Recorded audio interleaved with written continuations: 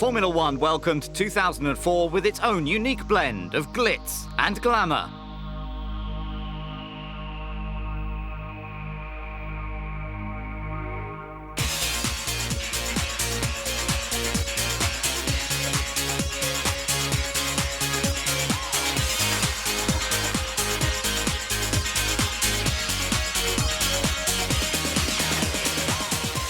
Once the launches were out of the way, the teams got down to the business of winter testing.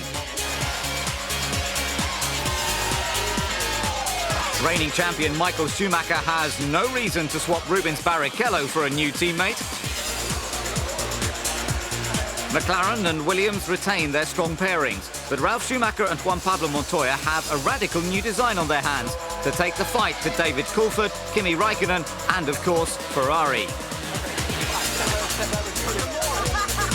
Takuma Sato joins Jenson Button at BAR, while Felipe Massa returns to Sauber with Giancarlo Fisichella.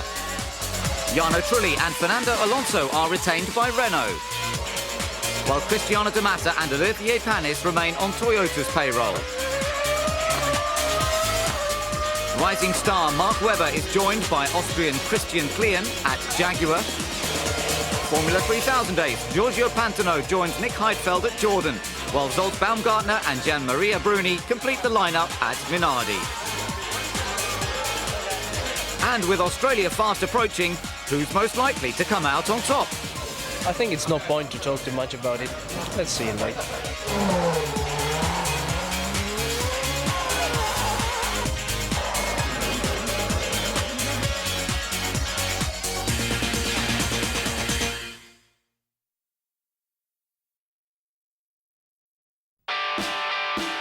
Australia plays host to a sun-drenched first race of 2004, and the PR machine is already in full swing.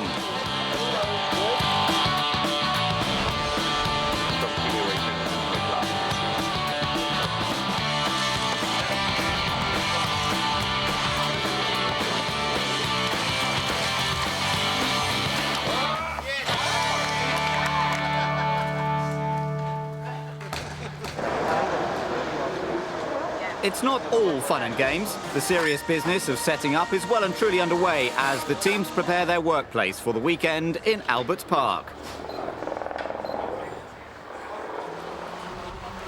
But this is Melbourne, and things are still very relaxed.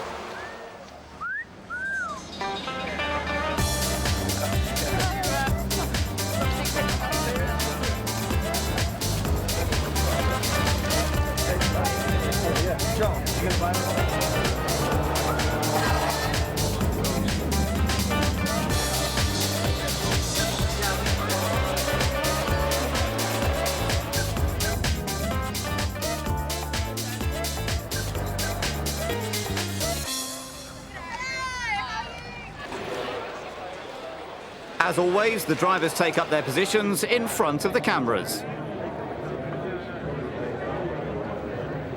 But some are more comfortable there than others.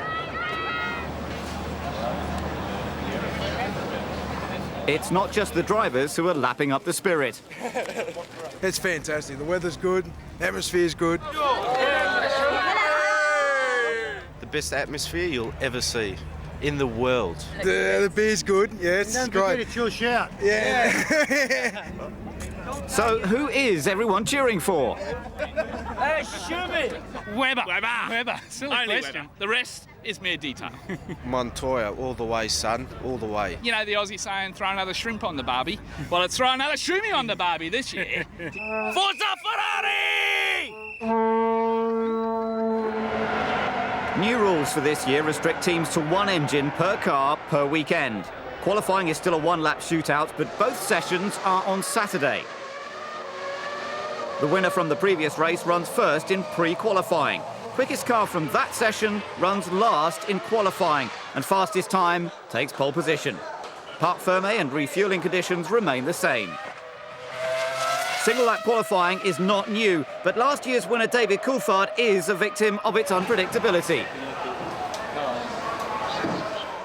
He loses it in the final corner, leaving him 12th on the grid.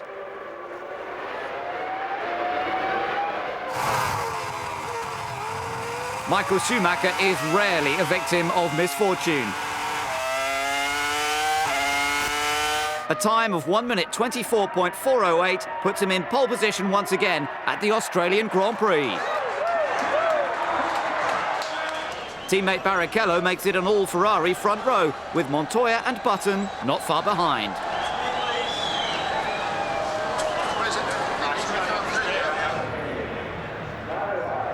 Race day dawns and the new season is imminent.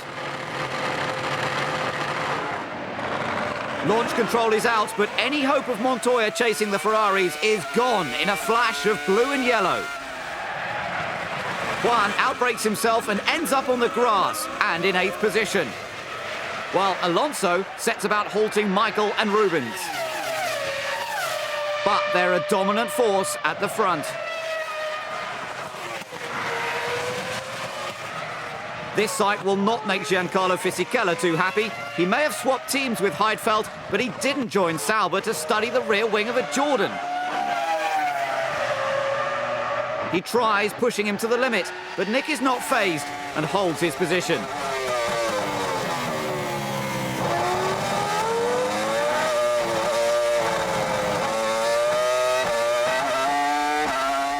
Teammate Felipe Massa is having a ball attacking Kimi Raikkonen. Unbelievably, the McLaren is easy prey for the Sauber.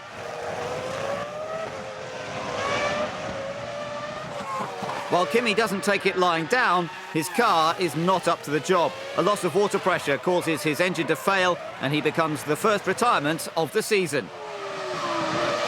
Not the title that McLaren wanted. For sure, we wasn't expecting to driving on 10th place and not going anywhere. It's for sure disappointing, because we shouldn't be on that position. We should be fighting on the first place, and I think so no one is happy. Massa hopes his seat at Sauber could open the door to a drive at Maranello, but this spin won't impress anyone. Renault are keen to cut it with the big guys, and Jarno Trulli is keeping one of the biggest at bay. He's been tipped as Michael's most likely nemesis, but things haven't quite gone to plan for Juan Pablo Montoya. Fisichella and Heidfeld are in close company once again, but Giancarlo knows he has the quicker car and won't waste any more time behind the Jordan, no matter how close it gets. At the end of 2000, Williams dropped Button for Montoya, but it's the BAR that has the upper hand for the moment.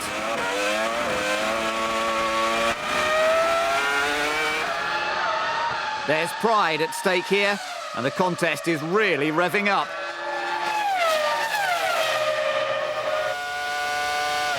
Montoya looks to have it easily. They're side by side, but Jensen keeps battling until he runs out of track. Montoya wins, this time at least. Waved blue flags were usually for Pantano's opposition in Formula 3000, but this is the harsh world of Formula 1, and something he'd better get used to. Third-placed Alonso is a man on a mission. He can't hang around if he's to contend with the Ferraris ahead. Williams have not closed the gap on Ferrari. In fact, it's almost a lap difference when Montoya and Schumacher make their final stops.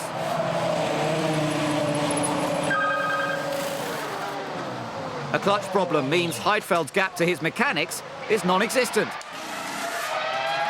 Fortunately, no one is seriously injured, but Nick's car won't go much further. Ralph had ambitions to go much further, but he's having a quiet race out in 4th.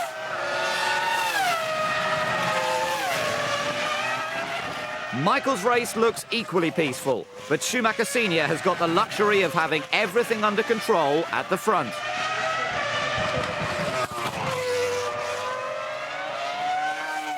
DC is raring to go this year, but the McLaren doesn't exactly look fighting fit. He should salvage a point, but last year he secured 10. With the old school falling by the wayside, could this be the start of a new era? His challengers may have changed, but it's still Michael Schumacher who takes the flag for the first time this year, and the 71st of his career. Teammate Barrichello is second, making it their 16th 1-2.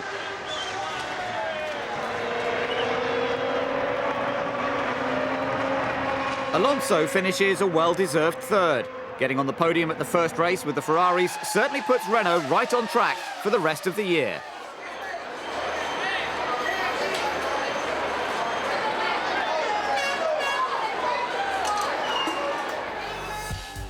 Ralph beat his teammate to fourth, while BAR set the foundations to begin their challenge of the top three.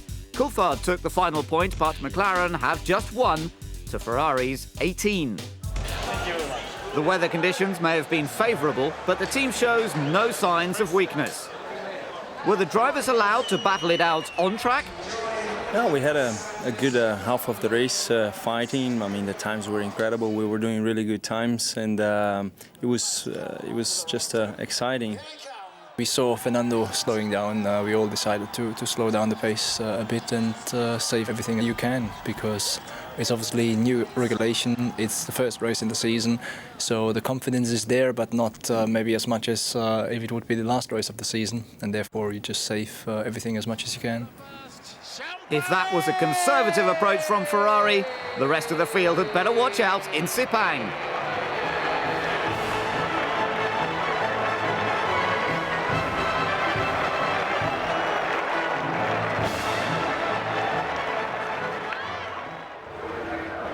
Malaysia offers a vibrant fusion of cultures and customs, east and west, and as ever the atmosphere proves hot and sultry.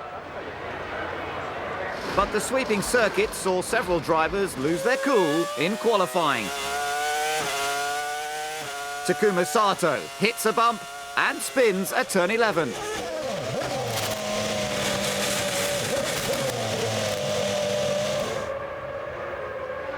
It could have been a good lap, but it leaves him with a lot of work on his hands.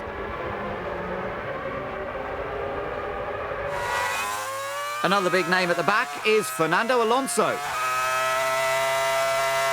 He too was pushing hard, but a mistake at turn 14 sends his Renault into the gravel and leaves him in last place for the race.